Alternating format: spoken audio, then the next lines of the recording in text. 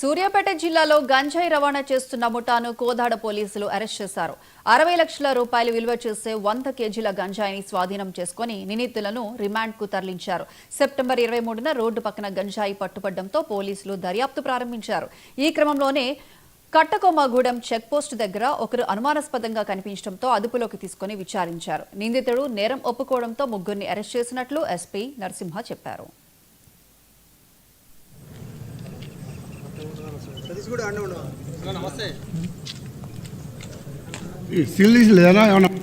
వాళ్ళు బస్సు ద్వారా విజయవాడ దాకా తీసుకొచ్చి ఆ బస్సులో తీసుకొచ్చి బ్యాగ్లో తీసుకొచ్చినటువంటి గాంజాయిని ఈ చేపల ఎరకమ్మ ఇంట్లో దాచి తరువాత అక్కడి నుంచి హైదరాబాద్కు తరలించాలనేటువంటి ఉద్దేశంతో ఈ యొక్క అశోక్ టాటా జస్ట్ కారులో వీటన్నిటిని లోడ్ చేసుకొని విజయవాడ నుంచి హైదరాబాదు వెళ్ళే క్రమంలో మనం 23 సెప్టెంబర్ 2025 రోజున పోలీసులు మామూలుగా జనరల్గా తనిఖీలు చేస్తూ ఉంటే పోలీస్ తనిఖీలను చూసి ఇతను భయపడి ఆ రోడ్ సైడ్ ఉన్నటువంటి షెడ్లో దీన్ని దాచడానికి ప్రయత్నం చేసి పోలీసులు తన వైపు వస్తురని చెప్పి అక్కడి నుంచి పారిపోవడం జరిగింది.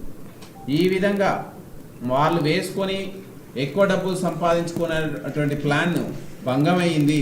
మళ్ళీ ఎట్లనైనా సక్సెస్ సాధించాలి అని చెప్పి మళ్ళీ అగైన్ 5వ తారీఖు నాడు చేపల అశోక్ని ఒడిశాకు పంపించి ఆ ఒడిశాలో మళ్ళీ 10 కిలోలు మనం ఎక్కువ మొత్తంలో తీసుకొస్తే నష్టం వస్తుందని 10 కిలోల ప్యాకెట్ రూపంలో తీసుకొని 2 కేజెస్ రూపంలో ఉన్నటువంటి గాంజాయిని మనం ఈరోజు సీజ్ చేయడం జరిగింది.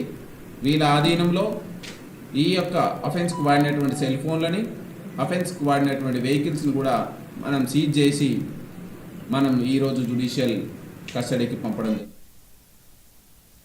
ప్రభుత్వాలు మారిన కృష్ణా జిల్లా